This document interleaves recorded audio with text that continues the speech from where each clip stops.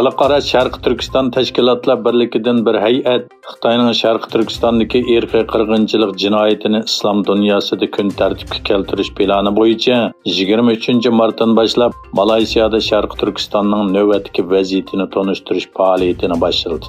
Hay'at Sharq Turkiston axborot va media jamiyati raisi Abdulvaris Abdulxoliq va Sharq Turkiston Ulamolar birligining muavin raisi ustoz Mahmudjon Domullamdan tashkillangan bo'lib, hay'atning maqsadi Sharq Turkiston masalasini islom dunyosidagi hokimiyat qatlamiga emas, balki har soatdagi musulmonlarga tanishtirib, ularning qo'llashini qo'lga keltirish uchun masjidlarning imom xatiblari va jamoatlarga Sharq Turkistonning tarixini, navbatdagi vaziyatini tafsili tanishtirish ekan. Birleşken Devletler Teşkilatı'nın Musafirlar Mahkemesi tarafından musafirlik salohiyati berilgan bir Uyg'ur musafiri yaqinda Misr bexatarlik doiralari tarafından tutib ketilgan. Ma'lum bo'lishicha, bu yil 38 yoshli Bilal Abdukerim ismli bu Uyg'ur musafirining Turkiyada vaqtlik turish guvohnomasi bor bo'lib, ayoli va 4 farzandi bor ekan. Çetel ijtimoiy aloqa supurlarida tarqalgan xabarlar va tez erishgan dastlabki uchurlardan ma'lum bo'lishicha, Bilal Abdukerimning 3-oyning 21-kuni attiganda uydan chiqib ketganicha izderigi bo'lmagan.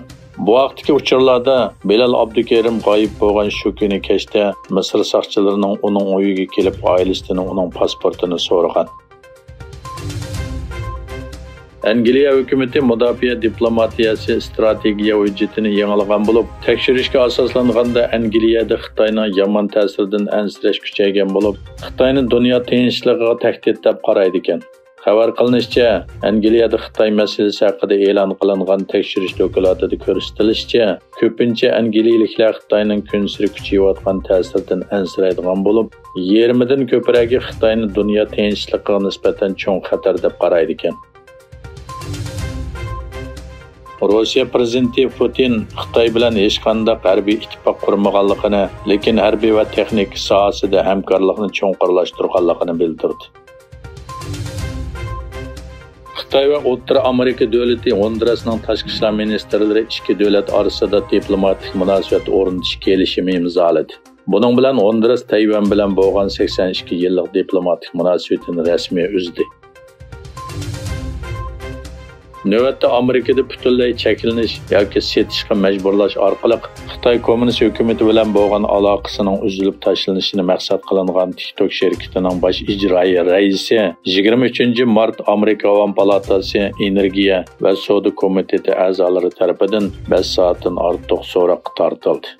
Xitoyning Uyg'urlarga qilayotgan jinoyatlari haqida intayin qiyin va ko'p savollarga duch kelgan Zhu Shuzi intayin jiddiylashgan kayfiyatda savollardan o'zini qochirishga tirishdi. Parlament a'zosi Belirakis TikTokda bolalarning o'zlariga ziyon yetkazishini nazorat qilishning kamchiligini o'tirg'a qo'ydi. TikTok ijroiy raisi Zhu Shuzi uzun javoblarni berib so'z yorg'ulatishga uringan bo'lsa-mu, parlament a'zolari uningdan savollarga faqat ha yoki yo'q deb javob berishni talab qilishi pat-pat jiddiylik paydo qildi.